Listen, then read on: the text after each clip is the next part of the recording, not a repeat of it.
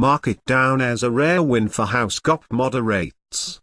After scrambling into the evening on Wednesday, House Republican leaders decided to scrap a vote on a controversial anti-abortion measure scheduled to coincide with an annual gathering of anti-abortion advocates on Thursday because they couldn't round up enough support.Two senior House GOP aides tell CNN that after discussions with members on Wednesday night they are no longer voting on the late-term abortion bill and are now voting instead on a bill banning taxpayer money for abortions.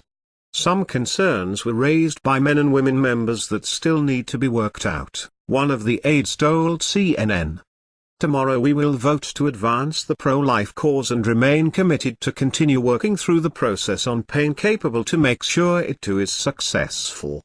A similar measure that calls for banning taxpayer money for abortions passed the GOP-controlled House last year.Rep. Pete Sessions, chairman of the Rules Committee which met on Wednesday night to address the matter, said the decision to change plans came after discussions with members throughout the day. It's my hope that this resolution will address the concerns of our members and will allow us to move forward to where we are able to consider this important legislation, to discuss it on the floor and to move it forward, he said. Democratic Rep. Jim McGovern said the bill led to a meltdown in the Republican conference and criticized the decision to take up the alternate measure that had previously passed. Maybe we can Xerox your testimony from last year, McGovern said dryly, adding, we've done this before. The rebellion was initially headed up by a group of female House Republicans that pointed out the vote could threaten the party's efforts to reach out to women and young people. The pain-capable Unborn Child Protection Act is a bill banning so-called late-term abortions, those involving procedures for women who are beyond 20 weeks into their pregnancy.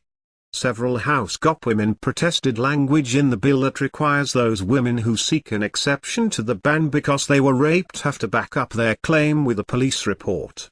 A similar measure has passed the House in 2013, but this time some female members, including some who voted for it last time, are pushing for that requirement to be stripped out.